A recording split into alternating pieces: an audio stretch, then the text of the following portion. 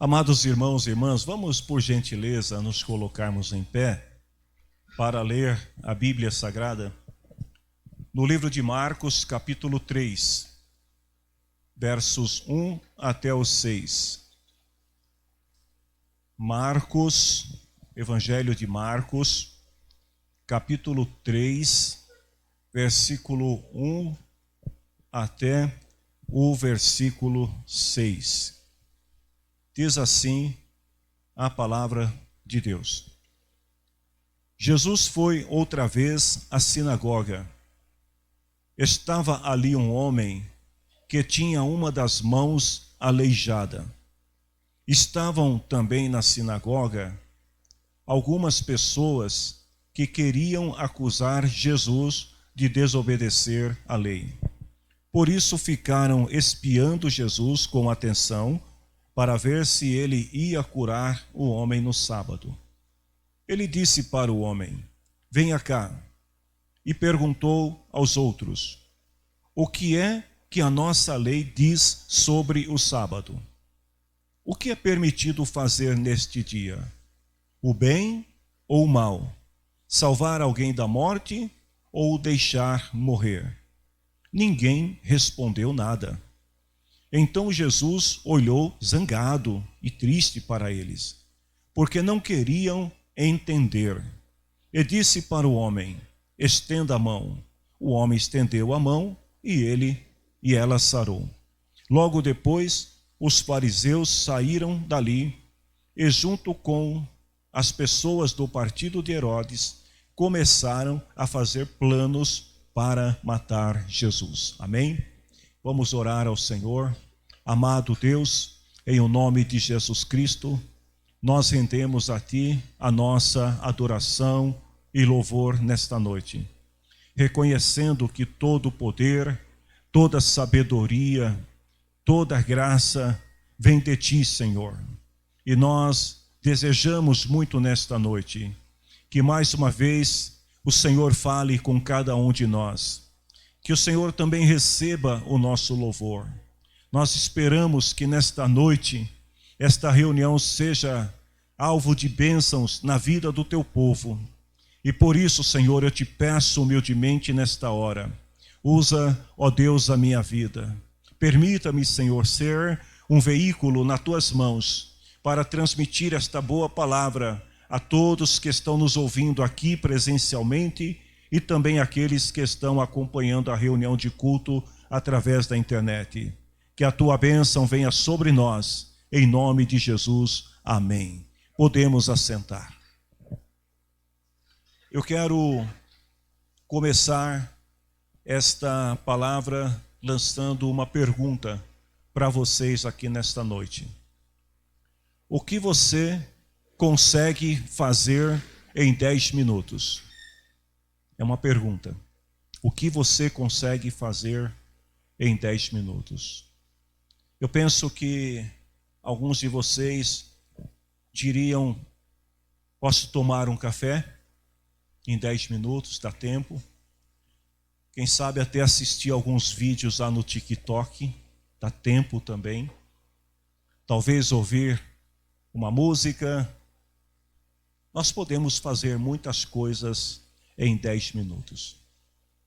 Para algumas pessoas, 10 minutos é tempo mais que suficiente para fazer o necessário. Para outras pessoas, 10 minutos é pouco tempo. E para algumas pessoas que se encontrem em situação de desespero, 10 minutos é uma eternidade. Imagine você a cena, você está indo para uma reunião, um compromisso, com horário marcado que não pode chegar atrasado e de repente você se vê no meio de um trânsito, não consegue se mover e você precisa chegar no horário. Ou vamos pensar um pouquinho mais. Imagine você não sabe nadar e você estava caminhando na beira de um lago e de repente você tropeçou e caiu na água.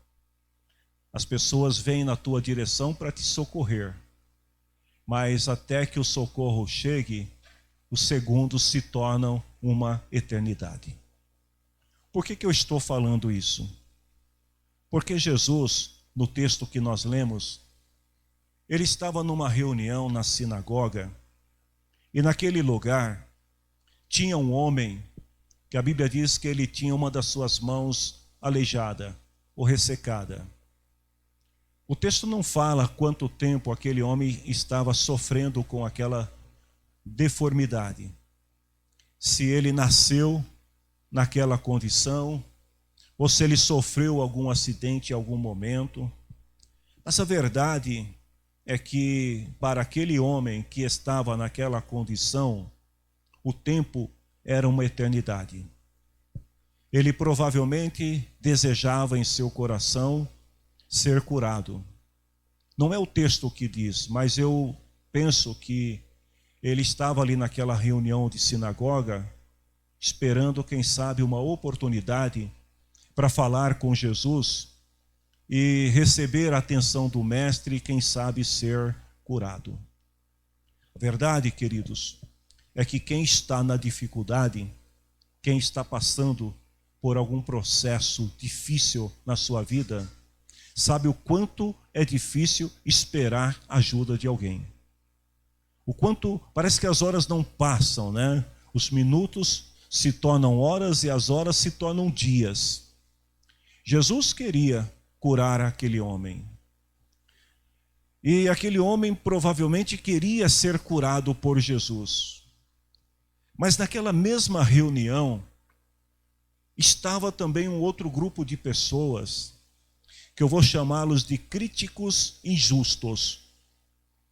Estas pessoas, diferente do homem que está esperando uma oportunidade para receber a atenção do mestre, estas pessoas estavam na reunião observando para ver se encontravam uma falha em Jesus a fim de poder acusá-los. Aliás, aonde quer que Jesus estava, sempre tinha um crítico acompanhando Jesus. Todo lugar que Jesus ia, sempre tinha a turma que queria que Jesus fizesse milagres só para provocar o mestre, aqueles que questionavam a autoridade de Jesus. E eu penso que não é muito diferente na nossa vida também, não sei na tua. Mas se você olhar um pouquinho com atenção, você vai ver que ao teu redor, não é aqui dentro não, tá, irmão? Mas ao teu redor, sempre tem pessoas críticas. Sempre tem alguém para querer te julgar pelas coisas que você faz. A palavra crítica, ela vem do grego krinen. E a pessoa que é crítica, né, extremamente crítica, ela tem muita dificuldade para reconhecer qualidades nos outros. Ela tem muita dificuldade para reconhecer os acertos do outro. Os críticos, geralmente, eles não somente se cobram a si mesmos, mas eles cobram muito os outros também. Porque eles têm uma mania de perfeccionismo. E tudo tem que ser do jeito deles. Eles colocam o foco da pessoa que é crítica não está nas coisas certas. Dificilmente você ouve um elogio do crítico. Porque os críticos, eles estão sempre focados naquilo que está errado. Porque esse é o papel do crítico. Mas deixa eu te tranquilizar um pouco, porque nem toda crítica tem caráter destrutivo. Eu vou abrir um parêntese aqui na pregação. Porque algumas críticas são positivas. Não é o caso dessas pessoas que estavam na reunião, que a crítica deles tinha um caráter destrutivo. Mas existem também a crítica construtiva, aquela que tem o objetivo de apontar o erro do outro, não no sentido de acusá-lo, mas no sentido de ajudá-lo a melhorar. De levar a pessoa a refletir sobre a sua condição, corrigir alguma atitude, encorajar a pessoa, às vezes o apontamento da falha no sentido de dizer, olha, você pode melhorar. E isto também está na Bíblia. Lá em Provérbios 10:10, por exemplo, diz assim, que a crítica com franqueza trabalha pela paz. E ainda em Provérbios 27:5 diz assim, que é melhor você ouvir uma crítica franca, honesta, justa, não injusta, mas justa, do que o amor sem franqueza. Às vezes é melhor você ouvir alguém falar a verdade do que alguém dizer para você que está tudo bem quando não está bem. Mas agora, fechando parênteses, vamos voltar para o texto da Bíblia. No caso de Marcos, a crítica dessas pessoas, ou o caráter da crítica dessas pessoas, é totalmente destrutivo. E é desse tipo de crítico que eu quero falar nesta noite. Porque enquanto Jesus, na reunião, está focado em ajudar um homem que sofria uma eternidade com a enfermidade da mão, aquelas pessoas estavam focadas em encontrar uma falha em Jesus para ter do que acusá-lo. Algumas lições que a gente aprende nessa passagem que eu quero compartilhar com vocês.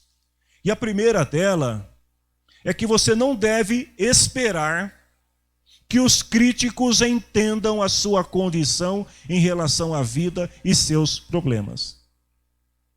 A pessoa que tem esse caráter crítico, destrutivo, não está preocupado em ajudar você. Ela não tem sensibilidade para entender o teu momento, o teu estado, a tua condição. Aquele homem, ele estava com um grande problema. Imagine que todo mundo, aonde ele chegasse, ele era notado por causa da sua deformidade. Uma falha no seu aspecto visual. Então todo mundo olhava para ele. Mas esse grupo de pessoas não está nem um pouco interessada em compadecer-se do pobre homem. Na verdade, eles ignoram o homem e se voltam para Jesus, não no sentido de aplaudir a boa obra do mestre, mas de acusá-lo. O que isso significa? Que nem sempre quem está perto de você entende os seus problemas. O homem está numa sinagoga, numa reunião de culto. Muita gente naquela reunião deveriam estar ali, pelo menos esse é o propósito da reunião, deveriam estar ali preocupados em aprender as Escrituras, em ter comunhão, prestar o culto ao Senhor, aproveitar aquele momento da reunião para ser abençoado e abençoar. Mas aquelas pessoas não estão preocupadas com isso, com o objetivo do culto. Elas estão preocupadas em manter a aparência religiosa ou tradicionalismo religioso. Para eles, o tradicionalismo religioso era mais importante do que ajudar o próximo. É como se nós estivéssemos aqui nesta reunião de culto neste momento e alguém aqui passe mal. E aí a congregação ignora, a pessoa cai, desmaia, tem uma convulsão. E os outros dizem, agora é hora do culto, deixa ele aí, se morrer porque Deus quis. Esse é o religioso tradicionalista que foca na tradição dele e esquece de quem está do lado. Algumas pessoas não estavam ali nem um pouco interessadas em compreender o significado da palavra misericórdia. Eles estavam numa reunião de culto, falando sobre um Deus que é compassivo, misericordioso, mas eles não têm compaixão, eles não demonstram caridade. Porque para eles o parecer ser é mais importante do que fazer, do que agir em favor do outro. Eles não queriam aprender com Jesus. Eles não estavam dispostos a assumir a nova vida que a verdade produz. Porque quem ouve a palavra de Deus, é exposto à palavra de Deus, e aceita a verdade em seu coração, tem a vida mudada, transformada. Mas essas pessoas não querem mudar de vida. Eles não querem viver aquilo que Paulo diz aí em Gálatas capítulo 5, versículo 22 e 23, que são qualidades desenvolvidas por quem tem o Espírito. Amor, bondade, compaixão, paciência e por aí afora. Enquanto essas pessoas focam no tradicionalismo, na crítica, Jesus percebe que aquele homem precisava de ajuda. Irmãos, toda vez que a gente vem para uma reunião de culto, nós precisamos vir com esta mentalidade de ser um canal de bênçãos ou um abençoador na vida de alguém. Toda vez que a gente vem para a reunião de culto, nós precisamos vir como Jesus foi a esta reunião e em outras reuniões. Jesus, ele chegava no ambiente e ele observava as pessoas à sua volta, procurando alguém que pudesse ser alvo do seu amor. Aquele homem precisava de uma demonstração da bondade de Deus. E sabe o que me chama a atenção aqui? É que Jesus, ele não olha para, vamos dizer, as conexões sociais daquele homem. Porque o texto é muito claro. Jesus não pergunta para esse homem quem são os seus parentes. Jesus não pergunta para esse homem quem são os seus amigos. Quem o levou àquela reunião? Por que ele estava na reunião? Jesus não olha para as inclinações políticas ou convicções religiosas daquele homem. Jesus não pergunta para ele de qual partido você é, para quem você vai votar. Jesus não pergunta para ele, você crê no quê? Você crê no batismo, como nós aprendemos hoje de manhã na escola dominical. Você crê no batismo por aspersão, por imersão ou por diversão? Porque tem isso também hoje. Jesus não está preocupado com essas coisas. Jesus não pergunta quem é a tribo daquele homem. Jesus não pergunta o que aconteceu, por que a sua mão está aqui. O único propósito de Jesus, ao chamar aquele homem, era abençoar ele, promover a cura na vida dele. Nós precisamos aprender com Jesus. Nós precisamos ser com Jesus. Porque esta reunião da sinagoga, ela pode se comparar com as reuniões de culto que acontecem atualmente. Vejam o que diz o verso 2. Algumas pessoas estavam na sinagoga. Estavam também na sinagoga algumas pessoas que queriam acusar Jesus de desobedecer à lei. Parafraseando esse texto, estavam também no culto algumas pessoas que queriam acusar os irmãos de desobedecer à lei. Mais ou menos isso. Ao invés de focar no culto, eles estão observando o comportamento de Jesus para ter do que acusá-lo. Porque para eles o sábado era mais importante. A tradição estava acima da misericórdia. Quantos cristãos, amada igreja, que ensina, fala sobre o amor, mas colocam a sua tradição acima da misericórdia. Porque na hora de ajudar alguém, eles querem saber quem é o alvo da sua ajuda. Porque na hora de estender a mão, eles querem primeiro saber quem é a pessoa. Para eles, o sábado tinha que ser respeitado de acordo com as suas convicções, e em nenhum momento essas pessoas param para pensar que o mesmo Deus que criou o sábado também criou o homem à sua imagem e semelhança, e que o mesmo Deus que criou o sábado ensinou na sua palavra o exercício da misericórdia. Sabe, eu vou abrir mais um parênteses aqui na pregação. Tem pessoas que vão no culto e são exatamente iguais estes críticos que Marcos descreve aqui. Não estão dispostas a aprender e não estão dispostas a viver a nova vida ensinada pelo Evangelho. Versículo 2 ainda diz assim: eles ficaram espiando Jesus com atenção para ver o que ele ia fazer. Ou seja, o foco delas não era o aprendizado, mas era a crítica. Segunda lição que nós aprendemos: você é crente em Jesus? Você tem convicção da sua chamada por Deus? Então lembre-se disso, você está na mira dos críticos. Qualquer um de vocês aqui. Não importa o que você faça. Você pode ser o funcionário mais exemplar da sua empresa. Mas um dia alguém vai dizer assim: ele é crente, é por isso que ele é assim. Não importa o quão generoso você seja.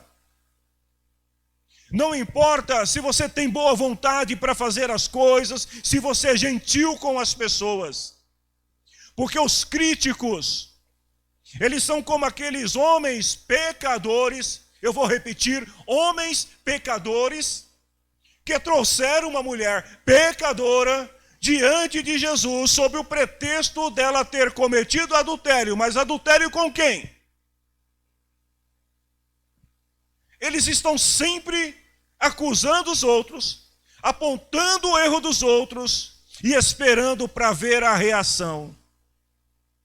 Lá em João 8, 4, 5 diz assim, que eles falaram para Jesus: mestre, esta mulher foi apanhada no ato de adultério. Ou seja, eles estavam espiando. Eles estavam no encalço daquela mulher. Eles estavam acompanhando os passos daquela mulher a fim de poder pegá-la no flagra e ter do que acusá-la. Então diz: mestre, essa mulher foi apanhada no ato de adultério. E a lei diz que ela tem que ser morta a pedradas. Agora, e você? O que você diz? Cristão, irmãos, é observado pelas pessoas, não tem jeito. Se você decidiu ser crente em Jesus, se prepare, porque você vai receber críticas. Você vai ser criticado em casa. Se você serve a Deus e tem na sua família pessoas descrentes, na hora que te ver se preparando para vir para o culto, vão dizer assim: outra vez? Culto de novo? Você não sai da igreja? Por que não leva a cama para a igreja? Você vai ser criticado no trabalho. Os teus colegas vão te criticar porque você não se assenta à roda dos escarnecedores, não se alinha com os pecadores. Você vai ser criticado na escola, jovem, porque os teus colegas vão dizer: cara, sai dessa. Esse negócio de ser crente é para velho. Você é jovem, você precisa curtir a sua vida. Em qualquer lugar que o crente for, ele será sempre observado e criticado. Ser cristão não é fácil não, gente. É um desafio diário, sabe? Todo dia. A gente levanta e pensa: hoje vai ser diferente. Aí você sai de casa e aí acontece alguma situação para tentar tirar a tua fé, roubar a tua comunhão.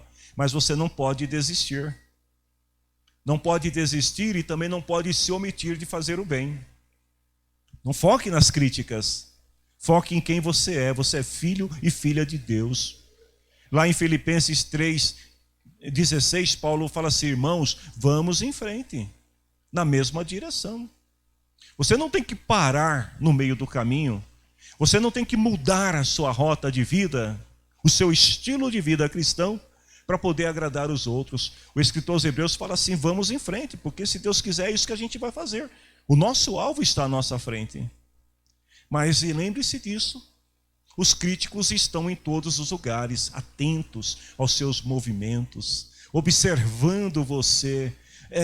Qualquer coisa, palavra que você diz, atitude que você toma, porque o único propósito da vida do crítico é monitorar as atitudes do comportamento cristão.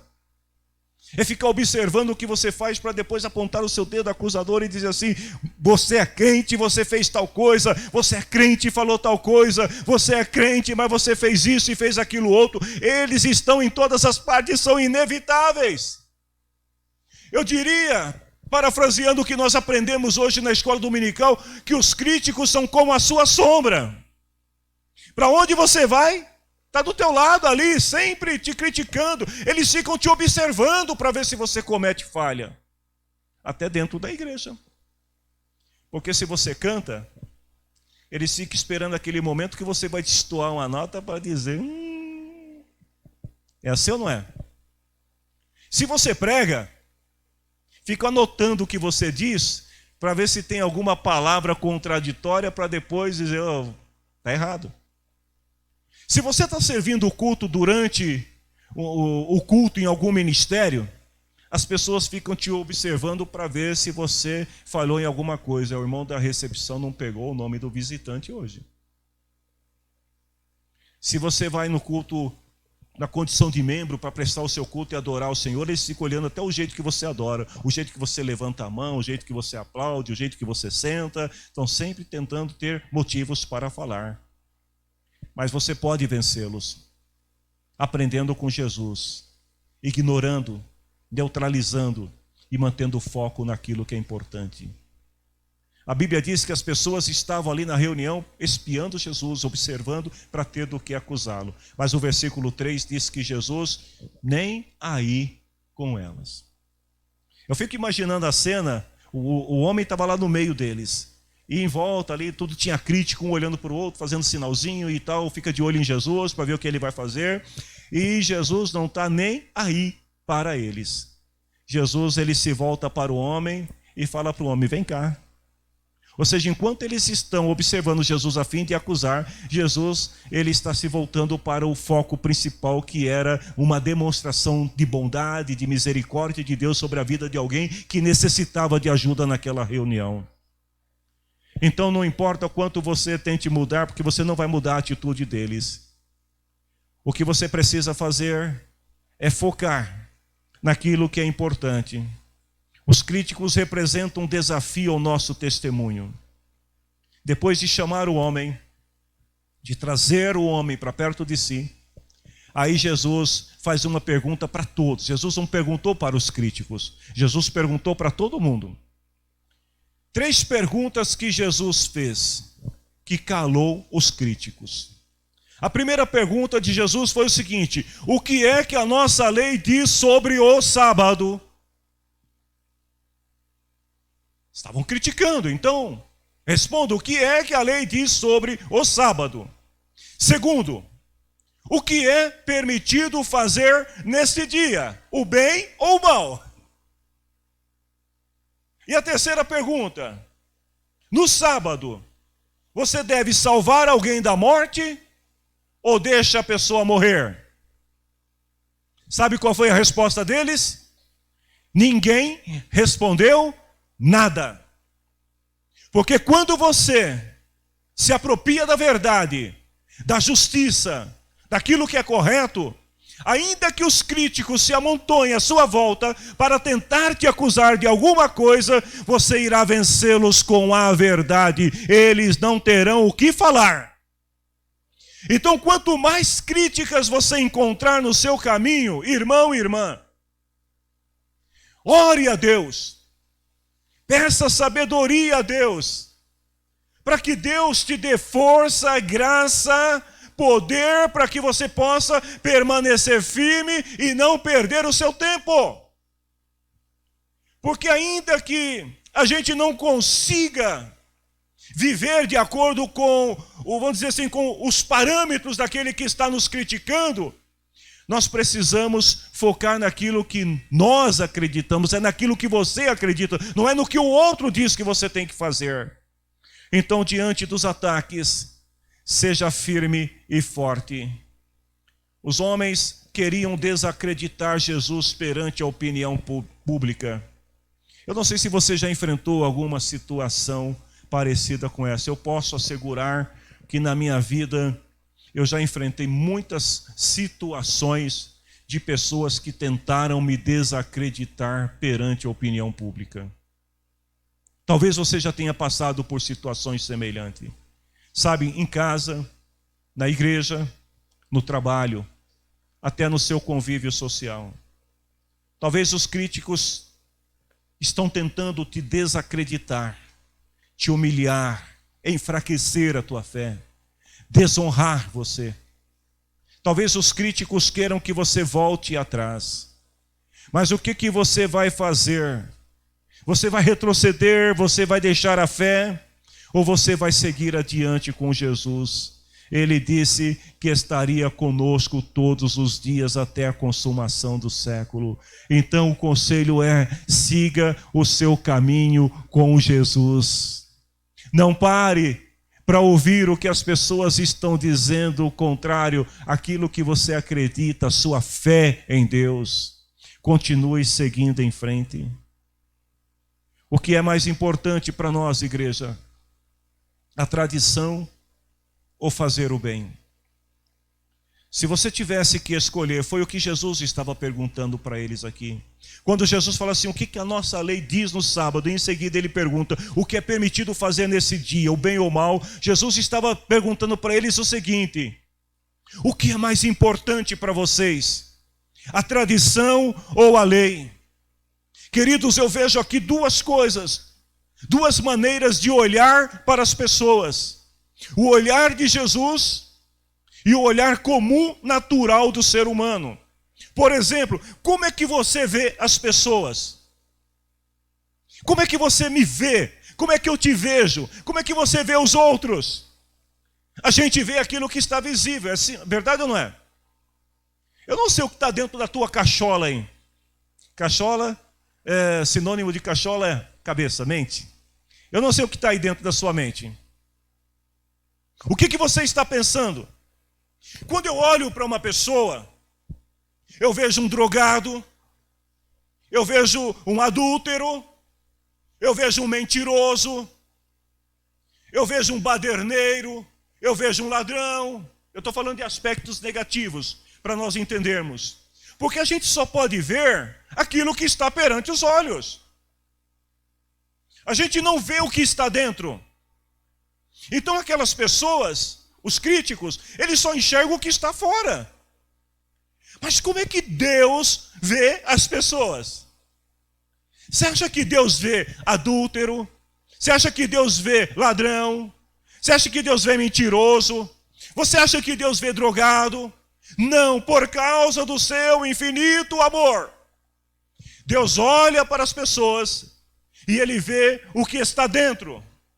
E o que está dentro de cada ser humano? Alguém que tem o direito a uma nova oportunidade, a reconciliação, a ser perdoado e ser aceito por Deus, assim como eu e você fomos aceitos por Deus. Se você entendeu, dá uma glória a Deus aí.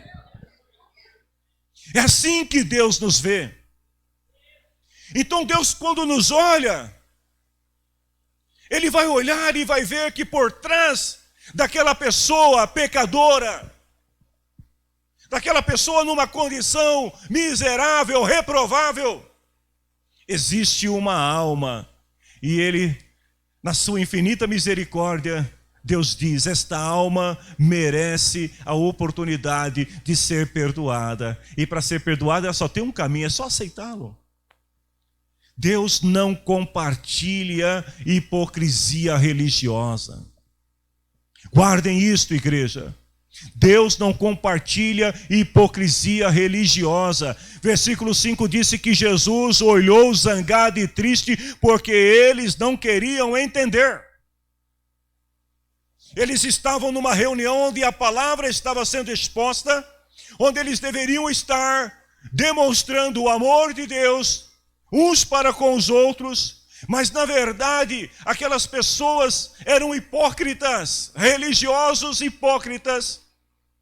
Eles, no coração deles, Havia tanta religiosidade, que esta religiosidade sufocou o desejo, a vontade de mudar de vida. Eles professavam crer em Deus, mas estavam longe de Deus. Queridos, quando o orgulho denominacional, quando as convicções pessoais e até mesmo a posição que mantemos prevalecem, nos tornamos semelhantes àqueles críticos. Ou seja, o bichinho parece que gostou de mim, é o segundo culto que ele vem, né? Vocês perceberam, domingo passado estava aqui também. Então vejam, quando, eu vou repetir, porque eu sei que o bichinho tirou a atenção de vocês. Quando o orgulho denominacional, quando as convicções pessoais e até mesmo a posição que nós temos prevalece, nós somos como aqueles críticos. E essa atitude não agrada a Deus. Nós ofendemos a Deus quando ignoramos a oportunidade de exercer a misericórdia em favor de alguém. Deus é que nos fortalece contra o ataque. Versículo 6.